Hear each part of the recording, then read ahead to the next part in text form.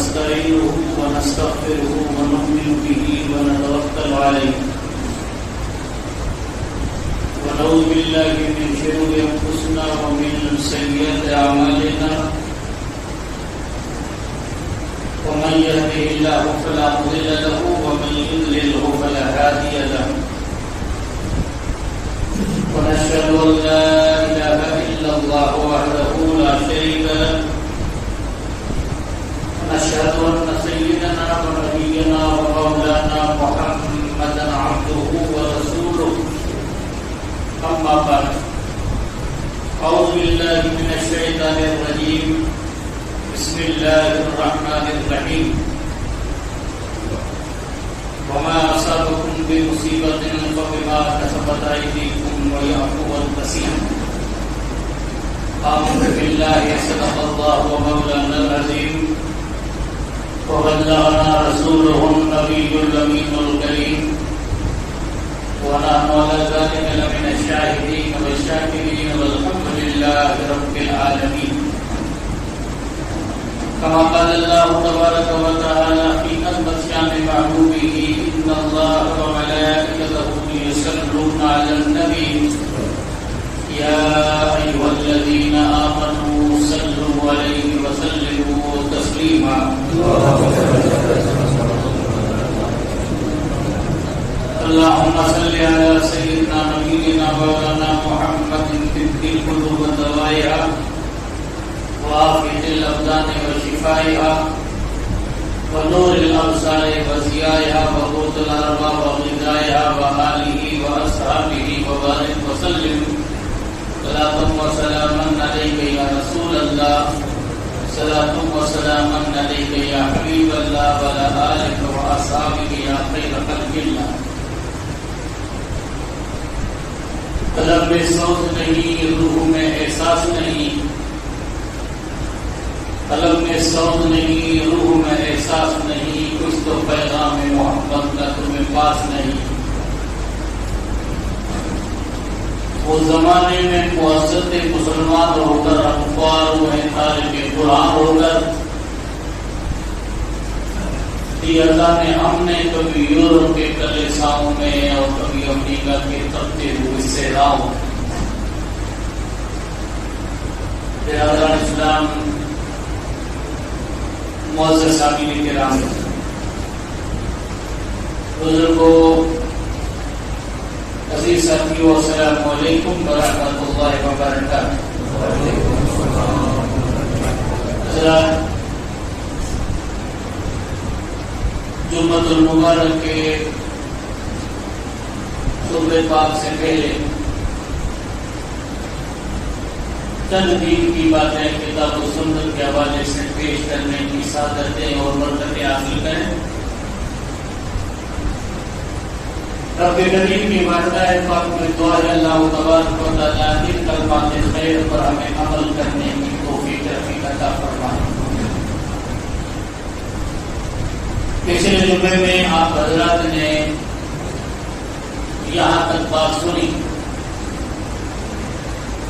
کہ انسان پہ مصیبتیں آفتیں تکلیفیں کیوں آتی تو رب کریم نے قرآن کو اس کا جواب یوں دیا تب فرماتا ہے وما اصابکم بمصیبت فبما کسبت ایدیکم ویعفو عن کثیر اور فرماتا ہے بندہ مومن تمہیں جو برائی اور برائی کی شکل میں ملتا ہے وہ تمہارے ہاتھوں کی کمائی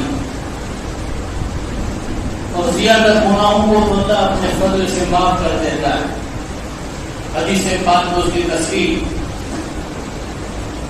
کہ کچھ وہ گناہ ہیں جن کو گناہ صغیرہ کہا جاتا ہے کچھ وہ گناہ ہیں جن کو گناہ کبیرہ کہا جاتا ہے اب گناہ صغیرہ کس کو کہتے ہیں چھوٹے چھوٹے گناہ ان گناہوں کو نماز معاف کر دیتی ہے روزہ معاف کر دیتا ہے صدقہ و خیرات مٹا دیتا ہے عقائد و یہاں صلی اللہ علیہ وسلم ارشاد فرماتے الصلاۃ الخمس والجمعۃ للجمعہ ورمضان الى رمضان مکفرۃ ما بینہن اذا اجتنب الکبائر. آپ فرماتے 5 نمازیں، ایک نماز سے دوسرے نماز کا جو سلسلہ ہے، فرماتے ان کے مابین جو چھوٹے چھوٹے گناہ ہوتے اللہ اس کے صدقے میں، نماز کے صدقے میں ان گناہوں کو معاف کر دیتا ہے. والجمعۃ الی الجمعۃ، اور ایک جمعے سے دوسرے جمعے کے درمیان جو چھوٹے گناہ ہوئے اللہ نماز اور جمعے کے صدقے میں معاف کر دیتا ہے.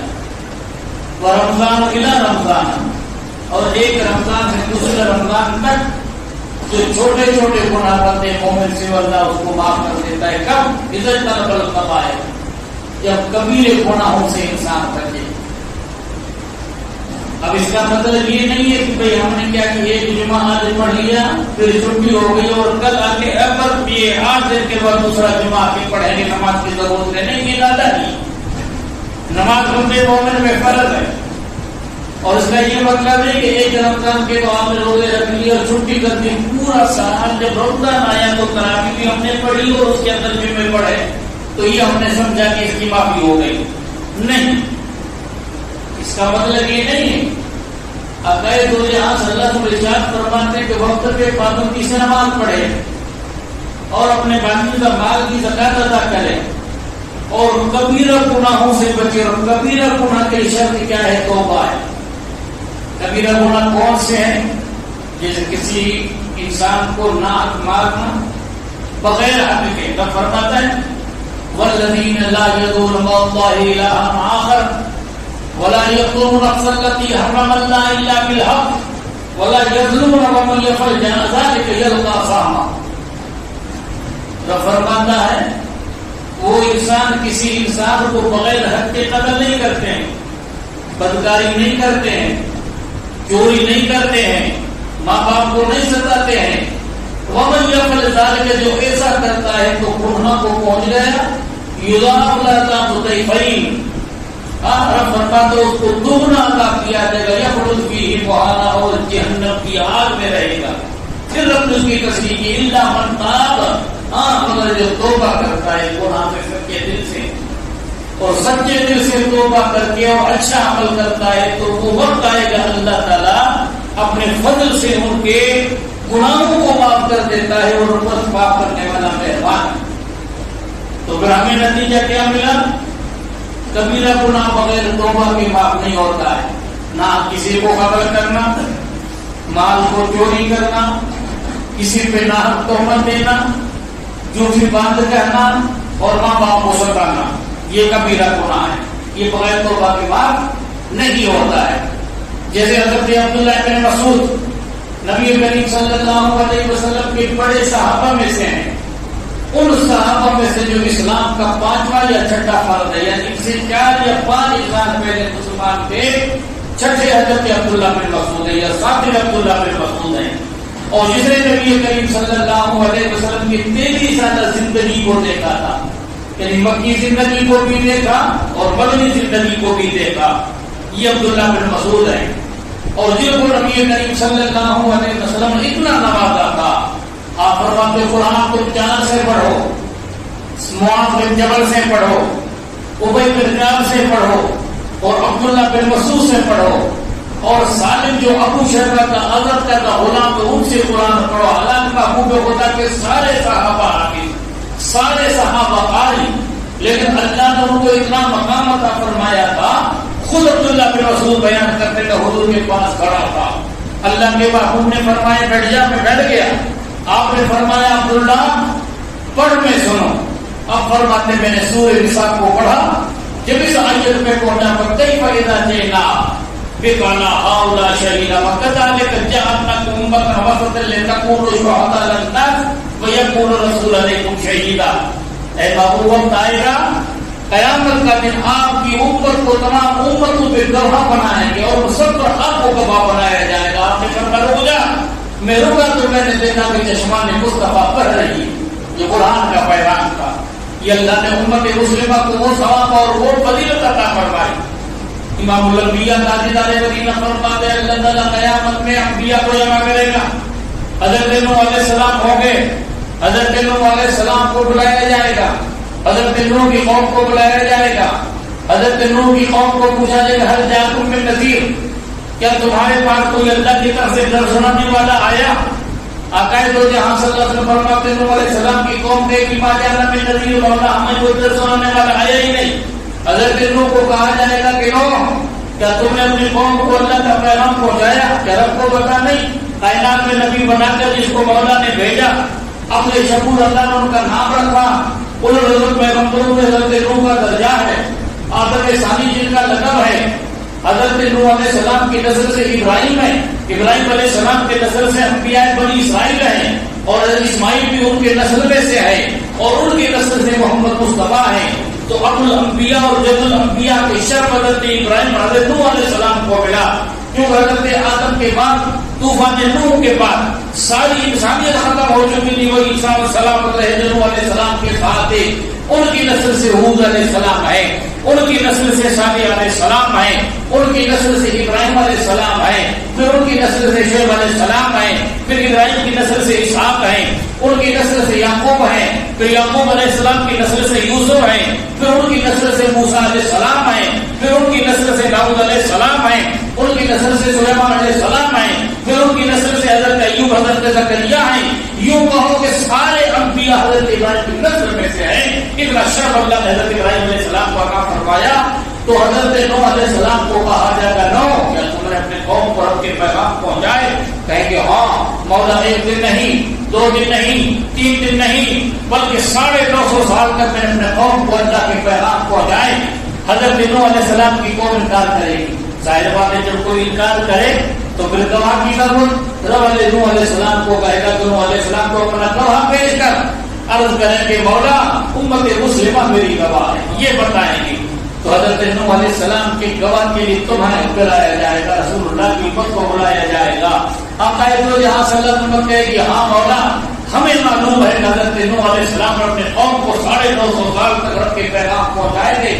وہ قوم کہے گی کہ مولا گواہی 2 طرح کی ہوتی ہے، سمعی گواہی، ایک عینی گواہی، آنکھ سے دیکھ کر گواہی جنہوں نے ہمیں دیکھا ہی نہیں اور انہوں نے ہمارا زمانہ پایا نہیں، یہ کیسے گواہ دے سکتے ہیں؟ پوچھا جائے گا امت مسلمہ کو تم کیوں کہتے ہو کہ حضرت نوح علیہ السلام نے اپنے قوم کو رب کے پیغام پہنچائے؟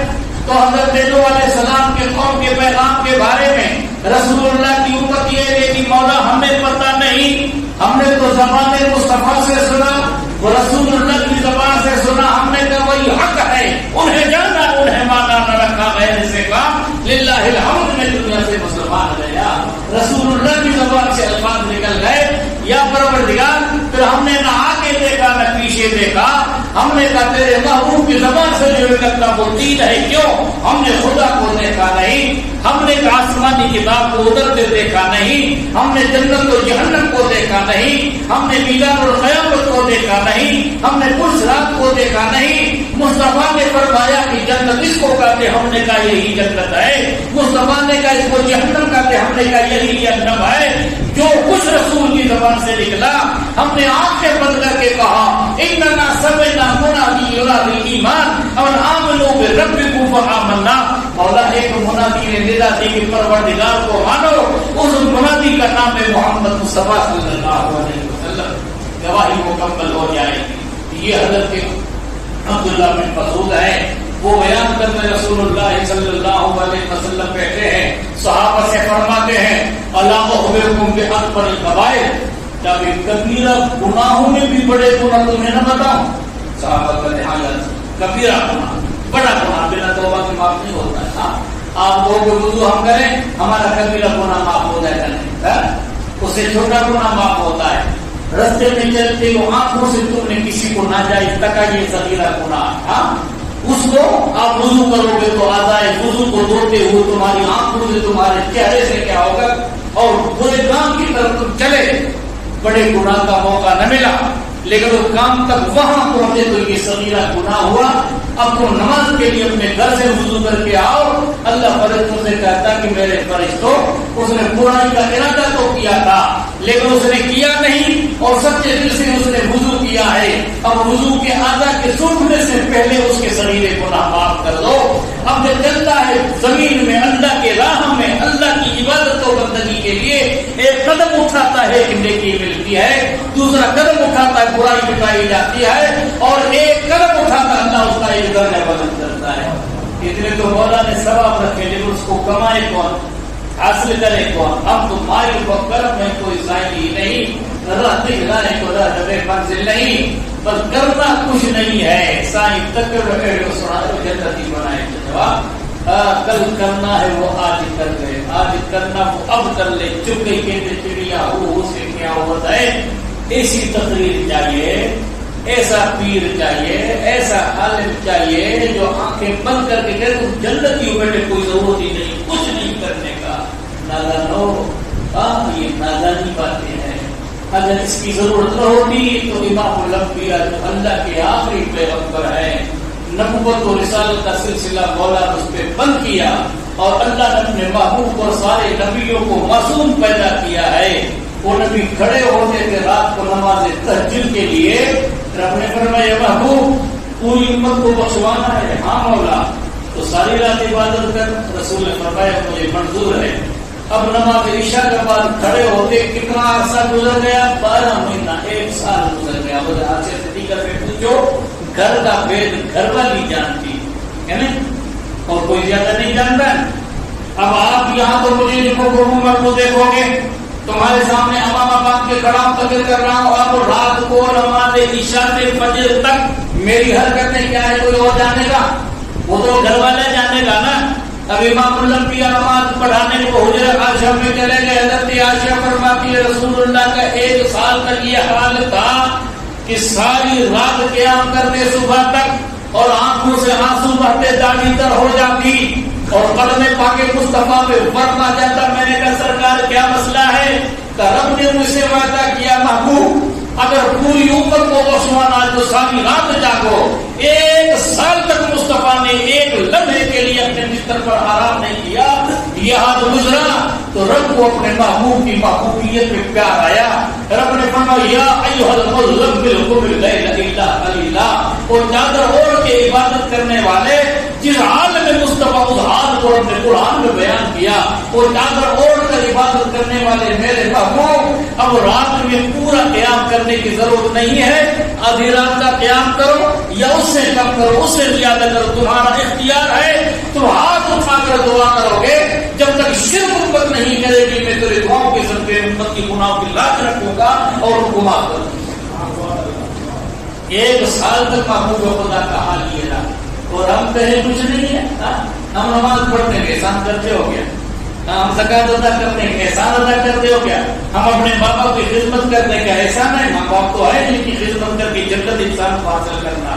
رسول اللہ فرماتے ہیں کیا تمہیں کبیرہ گناہوں میں بڑے گناہ نہ بتاؤں؟ صحابہ کہتے ہاں یا رسول اللہ۔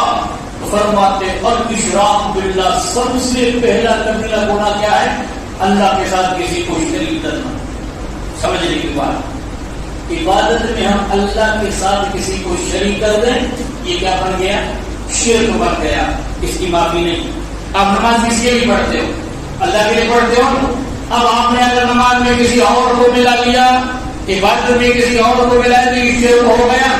تو رب فرماتا ان اللہ لا یغفر ان یشرک بہ ویغفر ما دون ذلک لمن یشاء، اللہ شرک معاف نہیں کرتا ہے، اور شرک کو چھوڑ کر باقی چاہے مولا اپنے فضل سے تمہارے گناہ کو معاف کر دے، شرک کی معافی نہیں۔ تو آپ فرماتے سب سے پہلے بڑے میں بڑا گناہ ہے شرک۔ اب یہ سمجھنے کی بات ہے، شرک اور تعظیم میں فرق ہے۔ تعظیم کس کو کہتے ہیں؟ آپ نے ادب سے ماں باپ کا ہاتھ چوما، یہ تعظیم ہو گئی۔ ادب سے آپ نے بزرگ کا ہاتھ چوما، یہ تعظیم ہو گئی۔ اس کو شرک نہیں کہتے ہیں۔ شرک اور تعظیم میں فرق ہے، ورنہ صحابہ نے اللہ کے محبوب کی کتنی تعظیم کی۔ یہ مسئلہ انشاءاللہ بعد میں سمجھاؤں گا، ابھی 2 باتیں اور مجھے سمجھانی۔ تو امام الانبیاء تاجدار مدینہ فرماتے سب سے پہلے کبیرہ گناہ کے اللہ کے ساتھ کسی کو شریک کرنا۔ صحابی عرض کرتے ہیں اس کے بعد آپ فرماتے حقوق الامہات، ماں باپ کی نافرمانی کرنا۔ یاد رکھو نوجوانوں، دوسرے درجے میں امام الانبیاء تاجدار مدینہ نے کبیرے کے نام کو کیا بتایا؟ ماں باپ کو ستانا، ماں باپ کی نافرمانی کرنا۔ اسی کی رضا سے جنت ملتی ہے، اور اسی کی ناراضگی سے جہنم میں چلا جاتا ہے. رب فرماتا ہے اما یبلغن احداہما الکبر او کلاہما فلا تقل لهما اف ولا تنہرہما وقل قولا کریما. رب فرماتا ہے ان دونوں میں سے ایک یا دونوں بڑھاپے کو پہنچیں, اب اپنی منزل پہ پہنچیں, جب تمہاری خدمت کی اس کو ضرورت ہو اس وقت میں تم کو اپنے منہ سے اف مت کہو, ان کو جھڑک مت, ان کو نادانی سے باتیں مت کر, بلکہ ان کے لیے نرم اور محبت کی باتیں کر اور ہاتھ اٹھا کر دعا کر, مولا اپنے رحمت میں اس کی ایسی پرورش کر جیسے بچپنے میں مجھے انہوں نے پالا تھا. تو بچپنے کا زمانہ یاد کر, تو اور اپنے ماں کے پیٹ میں زمانے کو یاد کر. آج مسٹر ٹامس بن کے دنیا میں گھومتا ہے اور یہ سوچتا ہے کہ میں اسی حال میں تھا. بال عورت کے رب تو بالوں کو بھی آگ لگ گئی ہے, بال بھی ایسے رکھ دیے ہیں, یہاں چوٹی رکھ لی اور یہ صاف کر لیا, ادھر صاف کر لی, پیچھے بوتی صاف کر لی. ان بالوں پر رسول اللہ نے لعنت کی. بخاری شریف کی روایت ہے آپ نے فرمایا ان بالوں پر لعنت جس کو قضا کہتے ہیں. وہ قضا کس کو کہتے ہیں کہ آس پاس کے بال کیا کرنا اڑانا اور بیچ میں یہ کتوں کی طرح چوٹی رکھ لینا. رسول ان بالوں کو قضا کہتے ہیں اور محمد مصطفیٰ بالوں کو لعنت کہیے. اور مسلمانوں کہاں تو جا رہے ہو, تمہاری سیرت کا مطالعہ کرو. سر گھٹنا کر کے انسان فخر سمجھتا ہے, کسی زمانے میں سر گھٹنا کر کے گھومنا ایک جرم تھا. یاد رکھو تاریخ کا مطالعہ. خالد بن ولید اسلام کے وہ سپہ سالار ہیں, جب وہ محبوب خدا کی بارگاہ میں پہنچتے ہیں اور جنگ موتا میں فتح کو 4,000 کی صحابہ کی جمعیت میں 1,00,000 کی فوج میں جب فتح پاتے ہیں, حضور نے فرمایا خالد سیف اللہ, خالد اللہ کی تلوار ہے. ابو بکر صدیق کا دور آیا, خالد بھی حال پر تھے. فاروق اعظم کا دور آیا, آپ نے سپہ سالار کو معذور کر دیا اور آپ کو نائب سپہ سالار رکھا. تو خالد نے یہ نہیں کہا کہ مجھے اپنے عہدے سے معذور کر دیا گیا ہے, میں اسلام کی خدمت نہیں کروں گا. اس نے بھرپور اسلام کی خدمت کی. فاروق اعظم کے پاس ایک پیغام پہنچا کہ فتح اندلس کے فتح یرموک کے وقت میں ایک شاعر آیا خالد بن ولید کے سامنے. اس نے خالد بن ولید کی تعریف کی اور اس نے فتوحات کے سلسلے میں بیت پڑھے. انہوں نے اس کو 10,000 انعام دے دیا ہے. فاروق اعظم نے حضرت سیدنا بلال حبشی کو بھیجا, بلال حبشی جاؤ. فاروق اعظم پیغام بھیجتے ہیں جب وقت فجر کا ہو جائے, فجر کے بعد حضرت خالد بن ولید کو لوگوں کے سامنے بٹھانا اور ان کے ہاتھ پیچھے باندھنا اور اس کے سر سے امامہ اتار کر پوچھنا کہ حضرت عمر کی طرف سے یہ پیغام ملا ہے کہ بھائی تم نے ایک شاعر کو انعام دیا تھا 10,000 درہم, اگر تم نے بیت المال سے دیا ہے تو یہ خیانت ہے, اور اگر تم نے اپنے مال سے دیا ہے تو یہ اسراف ہے. اللہ نہ بیت المال کی خیانت کو پسند کرتا ہے, نہ مسلمان کے پیسے کو بیکار برباد کرتا ہے. یہ بات جب طے ہو جائے تو ان کی سپہ سالار کو برقرار رکھنا. تاریخ یہ کہتی ہے جس نے دنیا کو فتح کیا تھا, جس کی تلوار نے دنیا کی تلوار کو کاٹا تھا, ارے جس نے قسم خدا کی جس کی طاقت نے دنیا کی طاقت کو کاٹا تھا, جس نے کیسروں کے سرا کو دھول چٹایا تھا, جہاں پہنچے زمین کو آسمان سے کر دیا بالا, جہاں پہنچے در و دیوار کا نقشہ بدل ڈالا. وہ خالد ولید کو سیف اللہ کہتے تھے, اشارہ کرتے تو فوج میں بغاوت ہو جاتی تھی. آپ کھڑے ہو گئے کہ حضرت عمر نے بھیجا ہے, کہاں آپ کعبے کی طرف بیٹھتے ہیں, آپ کے ہاتھ پیچھے حضرت بلال باندھ لیتے ہیں, سر امامہ اتارا گیا. کیوں؟ اس وقت میں سر کھلا کرنا ایک توہین تھی. آپ نے اسلام کی خاطر امامہ اتارا, سر جھکا ہوا خاطر کہتے ہیں. خالد سے پوچھا جاتا ہے, بلال اپنی نے پوچھا, اے خالد بتا, حضرت عمر رضی اللہ تعالیٰ کی عدالت کا یہ پیغام آیا ہے, ایک شاعر نے جب تیری تعریف کی افعال میں تو اس وقت میں تو نے 10,000 درہم بطور انعام پیش کیے تھے. یہ غنیمت کا مال ہے تو خیانت, اور اگر تیرا ذاتی مال ہے تو وہ اسراف ہے. تاکہ غنیمت کا مال نہیں ہے, مجھے جو ملا ہے وہ میں اپنے ذاتی مال سے اس کی میں نے خدمت کی ہے. تو فرمایا ذاتی مال اس طرح پانی کی طرف بہانا شریف اس کی اجازت نہیں دیتی ہے. پھر آپ نے ہاتھ کھولے اور اپنے ہاتھوں سے امامہ سر پر رکھا. آج نوجوان نسل یہ سمجھتے سر کھلا کر کے میں گھوموں, میری اس میں تعظیم میں نہیں, نادان تعظیم نہیں بلکہ توہین ہے. پیغام کو سمجھنے کی کوشش کر. تو یہ سمجھتا میں اسی طرح خان بہادر تھا, 9 مہینے تو نے ماں کے پیٹ میں گزارے, آئے، اس کے بعد پھر تو نے بچپنے کا زمانہ پایا، چل نہیں سکتا تھا، لڑکھڑاتا تھا، اس کو چین نہیں آتا تھا، ساری رات تیری گندگی کو اپنے سینے پہ جاتی تھی، اور اس وقت میں تو نے یہ خیال نہیں کیا کہ ماں کی محبت کا کرشمہ کیا ہے، باپ کے پیار کا معاملہ کیا ہے۔ تو رسول اللہ فرماتے ہیں سب سے بڑا کبیرہ گناہ اللہ کے ساتھ شریک کرنا، اور اس کے بعد حقوق الامہات، اپنے ماں باپ کی نافرمانی کرنا۔ غور کرو، رب المحبوب رب العالمین کے محبوب فرماتے سب کو رب بھی سخت الوالد، رب بھی رضا الوالد۔ ماں باپ راضی ہے تو مولا راضی ہے، ماں باپ ناراض ہو جاتا ہے تو مولا ناراض ہو جاتا ہے۔ رسول اللہ صلی اللہ علیہ وسلم کی بارگاہ میں ایک صحابی آیا، یا رسول اللہ صلی اللہ علیہ وسلم، میرا باپ کہتا عورت کو طلاق دے دو، میں اسے محبت کرتا ہوں۔ تو آپ نے کیا فرمایا؟ اپنے باپ کی اطاعت کر، اور وہ جنت کے بیچ والے دروازے میں جو دروازہ ہے، چاہے اس کو تو ضائع کر چاہے اس کو برباد کر۔ یہ رسول اللہ صلی اللہ علیہ وسلم کا پیغام تھا۔ وقت کی قلت مجھے اجازت نہیں دیتی ہے۔ اور تیسری بات رسول اللہ نے صحابہ کو کیا سمجھائی؟ کون سی بات ہے کبیرہ گناہوں میں؟ آپ فرماتے قول الزور، جھوٹی بات کرنا۔ کیا؟ جھوٹی بات۔ آپ بیٹھے تھے، شاید کہتے ہیں آپ یوں سیدھے کھڑے ہو گئے، اور اس جھوٹی بات کو آپ نے کتنے مرتبہ دہرایا؟ وما زاد یکررھا حتی قلنا لیت سکت۔ وہ آپ نے ایک لفظ میں بتائی کبیرہ گناہ، اللہ کے ساتھ کسی کو شریک کرنا، ماں باپ کو ستانا، اور جھوٹی بات کو شاید کہتے ہیں کتنی مرتبہ آپ نے دہرایا ہمیں پتہ نہیں۔ یہاں تک کہ رسول اللہ کے چہرے میں اس کے آثار ہم نے دیکھے، ہم نے کہا مصطفیٰ خاموش ہو جائے تو اچھا ہے۔ عالم صلی اللہ علیہ وسلم نے تیسری کبیرہ گناہ میں سے کون سی بات بتائی؟ جھوٹی بات۔ اب آپ اندازہ کرو، آج یہ موبائل کی شکل میں جھوٹ کا ساتھ ہمارے جیب میں پڑا ہے، دن میں ہم کتنی مرتبہ جھوٹ بولتے ہیں، اور پھر اپنے دربار میں جا کر دیکھے سائیں دعاؤں کا پورا 100 مرتبہ جتنی جھوٹ بولتا ہے اور توبہ نہیں کرتا ہے، اور وہ گناہ تیرے نامہ لکھا جاتا ہے، اور پھر تو کہتا ہے توبہ قبول نہیں ہوتی۔ کبیرہ گناہ کو تو چھوڑ، ایک جھوٹ کو انسان دیکھے تو حالت کتنی خراب ہے۔ اللہ کی بارگاہ میں دعا ہے کہ رب قدیر ہمیں ان ساری باتوں سے موت سے پہلے سچے دل سے توبہ کی توفیق عطا فرمائے۔ السلام علیکم ورحمۃ اللہ۔